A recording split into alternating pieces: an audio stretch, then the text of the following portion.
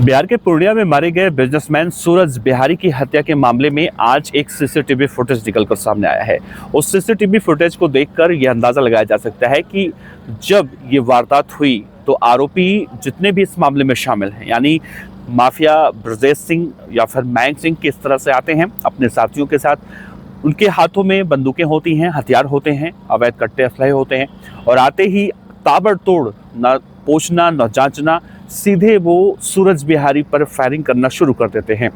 इससे ये बात साफ होती है कि सूरज बिहारी जो झगड़ा सुलझाने के लिए गए थे दो पक्षों के बीच में, उन्हें मारने का पूरी तरह से पहले ही इरादा उन्होंने बना लिया था। अब कहीं ना कहीं ये जो सीसीटीवी फुटेज निकलकर सामने आई है उससे इस बात का अंदाजा लगाया जा सकता है। वैसे बिहार के पूर्णिया से सांसद पप्पू यादव कल ही इस बात को कह चुके हैं कि इस मामले में शामिल जितने भी आरोपी हैं वो इस वक्त बंगाल के सिलीगुड़ी में छिपे हुए हो सकते हैं। न सिर्फ छिपे हुए हो सकते हैं बल्कि वो तो ये भी दावा कर रहे हैं कि सिलीगुड़ी में वो किसके पनाह पर हैं, किसके इशारे पर वहाँ पर छिपे हुए हैं, वो सारी बातें खुलासा करने का वो दावा कर रही हैं और उनके पास एक एक सीसीटीवी फुटेज है। इस तरह की बातें कल उन्होंने कही हैं। हालांकि इस पूरे मामले में और क्या कुछ अपडेट आया है वो समझने की कोशिश करते हैं। नमस्कार, मेरा नाम है देवनाथ पांडे और आप देख रहे हैं BTF न्यूज। दरअसल बिहार के पूर्णिया में 27 जनवरी की सुबह लगभग 8:30 बज रहे थे। शहर का नेवालाल चौक, उस इलाके में जाने माने कारोबारी और चर्चित ब्लॉगर सूरज बिहारी की गोली मारकर हत्या कर दी गई।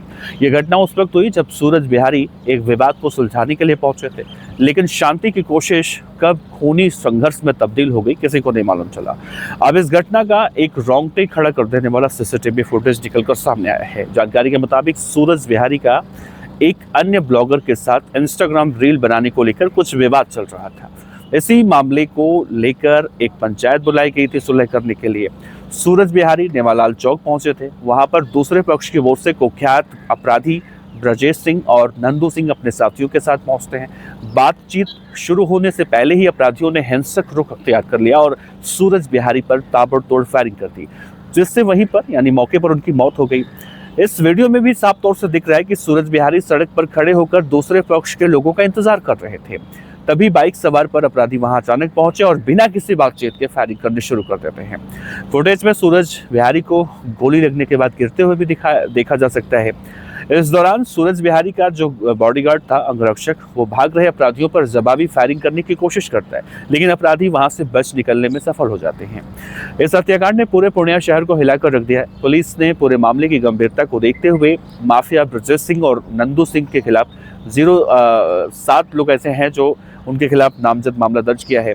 अपराधियों की धरपकड़ के लिए SIT का गठन तो कर दिया गया है। हालांकि घटना के कई दिन बीत चुके हैं, लेकिन इसके बाद भी पुलिस के हाथ अब तक खाली हैं, जिससे स्थानीय लोगों और व्यापारियों में अब भारी आक्रोश देखने को मिल रहा है। इस मामले में पूर्णिया की पुलिस ने एक आरोपी को परसों पकड़ा था जिसका नाम विशाल बताया गया था, लेकिन उससे पूछताछ के बाद भी ऐसी कोई जानकारी निकलकर सामने नहीं आ पाई जो जानकारी आने की उम्मीदें की जा रही थी। इस पूरे मामले में चूंकि पूर्णिया के सांसद हैं पप्पू यादव, तो पप्पू यादव वैसे हर मामलों में मुखर होकर बोलते हैं, तो इस मामले में भी बहुत सारी चीज़ें परत खोल रही हैं। कल पप्पू यादव जैसा दावा कर रहे थे कि बिहार में इस वक्त इंस्पेक्टर राज चल रहा है, माफिया राज चल रहा है और इस वक्त कब बिहार के अंदर गिरफ्तार किसे कर लिया जाए, किसे मार दिया जाए, किसी को नहीं पता। इस पूरे मामले में एक बड़े नेता का नाम निकलकर सामने आ रहा है। पप्पू यादव कह रहे हैं एक बड़ा नेता है जिसके इशारे पर ये सब कुछ किया जा रहा है। लेकिन एक बड़ा सवाल उठता है कि अगर कोई दो पक्षों के बीच में झगड़ा सुलझाने जाता भी है, तो अगर सिर्फ झगड़ा सुलझाने की बातें होती हैं तो सबसे पहले बातचीत होती है, ना कि तुरंत पहुंचते ही बंदूक निकालकर गोली चला दी जाए। ऐसा नहीं देखने को मिलता।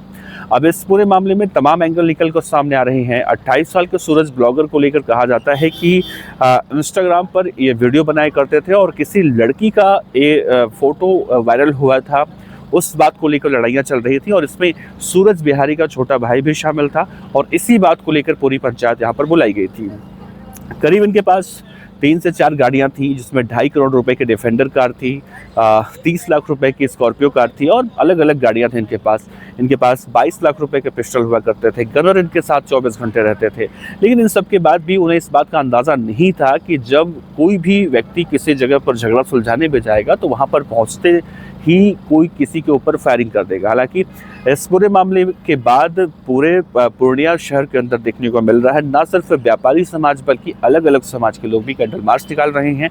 और पूर्णिया के अंदर या फिर पूरे बिहार के अंदर जिस तरह से कानून व्यवस्था अब चरमराई गई है या फिर कई तरह के आरोप लगे हैं, कई बड़े बिजनेसमैन मारे गए, कई बड़े नेता मारे गए, इन सब को लेकर अब एक तरह से दहशत फैली हुई है। और जब तक इस मामले में शामिल आरोपी गिरफ्तार नहीं हो जाते तब तक कहीं ना कहीं एक आक्रोश जो है वो देखने को मिल रहा है। लेकिन सीसीटीवी फुटेज जो निकलकर सामने आया है वो देखकर भी लोगों के रोंगटे खड़े हो रहे हैं और उसमें सूरज बिहारी को लेकर जो डाउट थे वो क्लियर हो रहा है कि वो सिर्फ और सिर्फ उस वक्त वहाँ पर पहुँचे ही थे, खड़े ही थे, इंतज़ार हो रहा था। और इंतज़ार करते करते जब दोनों माफिया पहुँचते हैं, बंदूक निकालते हैं और सीधे गोली चला देते हैं। अब इस पूरे मामले में देखिए आरोपी सिलीगुड़ी में छिपे हुए हैं या फिर कहाँ छिपे हुए हैं नहीं पता। अलग अलग टीमें बनाई गई हैं 3 और पूर्णिया की पुलिस बहुत जल्दी इन्हें गिरफ्तार करने का दावा भी कर रही है। बहरहाल देखना होगा आगे इस पूरे मामले में कब तक ब्रजेश सिंह या फिर और जितने आरोपी हैं 7 से 10 आरोपी जो बनाए गए हैं कब तक पकड़े जाते हैं।